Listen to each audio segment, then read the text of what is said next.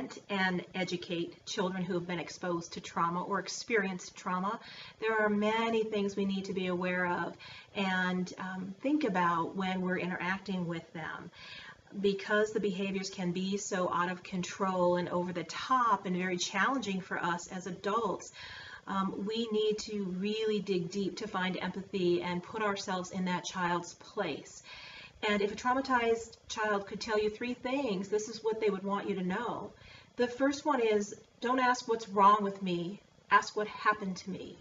Because it's in the understanding of what happened that we know and can have more compassion and can therefore respond more effectively, more lovingly, and more nurturing to a child who is over the top with their emotions, who is like a runaway freight train with their emotions, who's wreaking havoc in our classrooms, in our homes, and making us want to tear our hair out and really just run for the hills because we are at our wits' end as to what to do. But when we're able to slow down, understand what has happened to that child, and understand that that has a huge driving force behind the behaviors, we're much more able to be more effective in our responses to that child.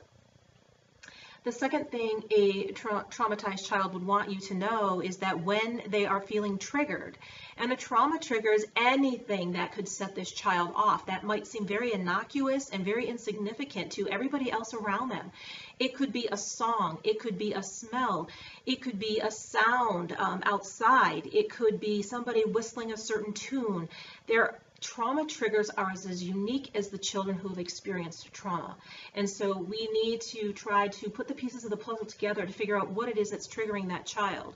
But when that child is triggered, we need to be able to respond to them in a very precise way that actually helps them calm their limbic system, this part of the brain down, the emotional part, so that they can get their prefrontal cortex back on again, as we spoke about in an earlier video.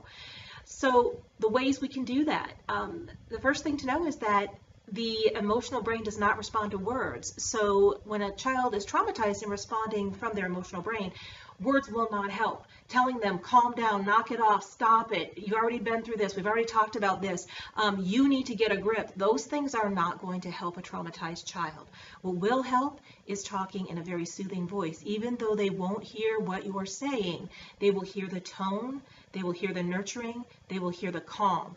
And basically what you're doing is loaning your brain to help them co-regulate their brain. So you're basically putting your brain on loan, and you've got to be in a really calm place to help them calm down.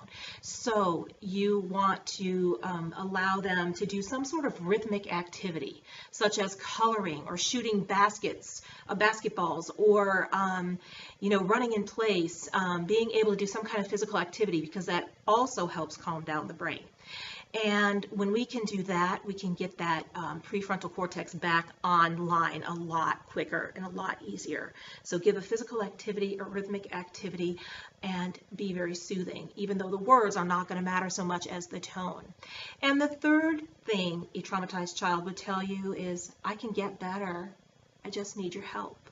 And that is vital for us to know, that progress and not perfection is expected when we're dealing with children who have experienced trauma, because it really taps into their abilities to be able to cope. It really it is beyond their ability to cope, and we need to kind of rally around them and provide them with techniques and support and nurturing and empathy and some sort of an activity, painting, drawing, coloring, all of those sorts of things can be very helpful to those children. So when you're trauma informed, you can be much more effective with children.